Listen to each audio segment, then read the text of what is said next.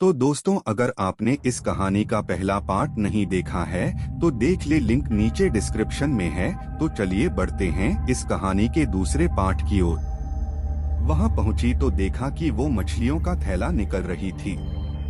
उन्होंने बहुत जोर से गुस्से में कहा, यहाँ सब खाने का इंतजार कर रहे हैं और तुम अभी तक मछलियाँ ही निकल रही हो, कल सुबह तक बनाओगी क्या? उसके सिर पर घूंघट अभी भी था तो चेहरा देखना मुश्किल ही नहीं नामुमकिन था। उन्होंने उससे कहा, तुम जल्दी से खाने की तैयारी करो, मैं आग सुलगा देती हूँ, काम जल्दी हो जाएगा। और वे जल्दी से चूल्हा जलाने की तैयारियां करने लगी, लेकिन साथ ही वो उसका चेहरा देखने की भी कोशिश कर रही थी। लेकिन वो जितना देखने की कोशिश करती वो और पल्लू खींच लेती। अंत में हार कर वे बोली, देखो मैंने आग सुलगा दी है, अब आगे सारा काम कर लो, कुछ जरूरत हो तो बुला लेना। लेकिन वो फिर कुछ नहीं बोली।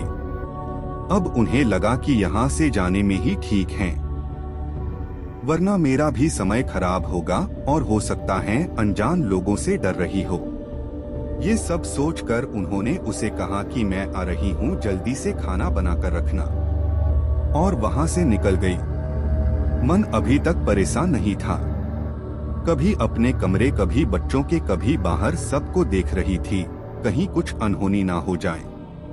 एक मिनट भी आराम से नहीं बैठ पाई। अभी 5 मिनट ही हुए थे, पर उनके लिए वो घड़ी पहाड़ सी हो रही थी। समय बीत ही नहीं रहा था। 8 मिनट बड़ी मुश्किल से गुजरे और वे तुरंत ही कुछ सोचकर रसोई की तरफ दौड़ी।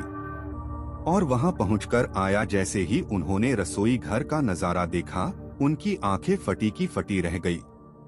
उनके पैर बिल्कुल ही जम गए, ना उनसे आगे जाया जा रहा था ना ही पीछे। उनके हृदय की धड़कनें रुक रही थी। वो औरत रसोरे में बैठकर सारी कच्ची मछलियां खा रही थी। सारे रसोरे में मछलियां और खून बिखरा पड़ा था। उसके सिर से घूंघट भी उतरा पड़ा था। इतना खौफनाक चेहरा आज तक उन्होंने नहीं देखा था। बाल, नाखून सब बढ़े हुए थे। मछलियां खाने में मगन होने की वजह से उसे कुछ ध्यान भी नहीं था। और खुशी से कभी दो वो आवाजें भी निकल रही थी, ऊहू सी आवाजें गूंज रही थी। रसोरा पिछवाड़े में होने की वजह से और लोगों का ध्यान भी इधर नहीं आ रहा था। माँ को भी कुछ नहीं समझ आ रहा था कि चिल्लाने से कहीं घर के लोगों को नुकसान ना पहुंचाए। वो चुड़ैल से अपने घर को कैसे बचाए उन्हें समझ नहीं आ रहा था। बस भगवान का नाम ही उनके दिमाग में आ रहा था।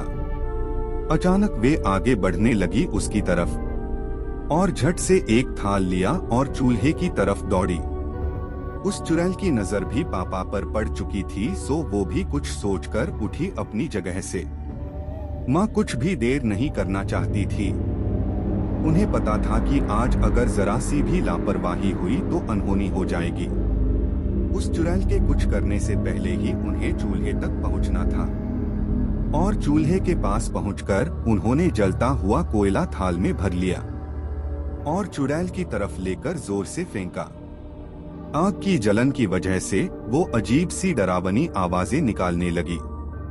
अब तो उसकी आवाजें बाहर भी जा रही थी। सारे लोग बाहर से रसोरे की तरफ भागे।